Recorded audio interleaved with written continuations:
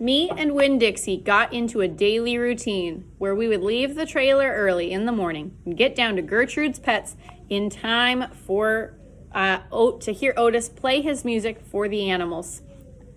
Sometimes Sweetie Pie snuck in for the concert, too. She sat on the floor and wrapped her arms around Winn-Dixie and rocked him back and forth like he was a big old teddy bear. And then, when the music was over, she would walk around trying to pick out which pet she wanted. But she always gave up and went home because the only thing she really wanted was a dog like Winn-Dixie. After she was gone, I would sweep up and clean up and even arrange some of Otis's shelves because he did not have an eye for arranging things like I did. And when I was done, Otis would write down my time in a notebook that he had marked on the outside. 1 red leather collar, 1 red leather leash. And the whole time, he did not in any way ever act like a criminal. After working at Gertrude's Pets, me and Winn-Dixie would go over to the Herman W. Block Memorial Library and talk to Miss Franny Block and listen to her tell us a story. But my favorite place to be that summer was in Gloria Dump's yard. And I figured it was Winn-Dixie's favorite place to be too, because when we got up to the last block before her house, Winn-Dixie would break away from my bike and start to run for all he was worth, heading to Gloria Dump's backyard in his spoonful of peanut butter. Sometimes Dunlap and Stevie Dewberry would follow me. They would even holler, "There goes the preacher's daughter, visiting the witch." "She's not a witch," I told them. It made me mad the way they wouldn't listen to me and kept on believing whatever they wanted to believe about Gloria Dump. One time, Stevie said to me, "My mama says you shouldn't be spending all your time cooped up in that pet shop and at the library, sitting around talking with old ladies. She says you should get out in the fresh air and play with kids your own age. That's what my mama says." "Oh, lay off her," Dunlap said to Stevie. Then he turned to me. "He don't mean it," he said. But I was already mad. I shouted at Stevie, "I don't care what your mama says. She's not my mama, so she can't tell me what to do." "I'm gonna go tell my mama you said that," shouted Stevie. "And she'll tell your daddy, and he'll shame you in front of the whole church. And that pet shop man is not nice, and he was in jail, and I wonder if your daddy knows that." Otis is nice, and my daddy knows that he was in jail. That was a lie. But I didn't care. "And you can go ahead and tell on me if you want, you big bald-headed baby." I swear, it wore me out yelling at Dunlap and Stevie Dewberry every day.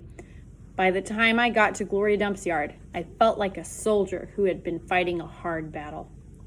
Gloria would make me a peanut butter sandwich straight off, and then she would pour me a cup of coffee with half coffee and half milk, and that would refresh me.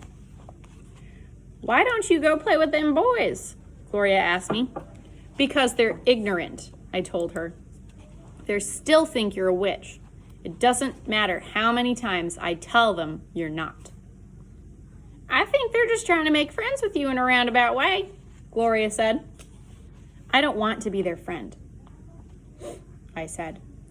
"It might be fun having them 2 boys for friends." "I'd rather talk with you," I said. "They're mean, and they're boys." Gloria would shake her head and sigh, and then she would ask me what was going on in the world, and did I have any stories to tell her? And I always did. Chapter 14. Sometimes I told Gloria the story Miss Franny Block had just told me. Or I imitated Otis tapping his pointy-toed boots and playing for all the animals, and that always made her laugh.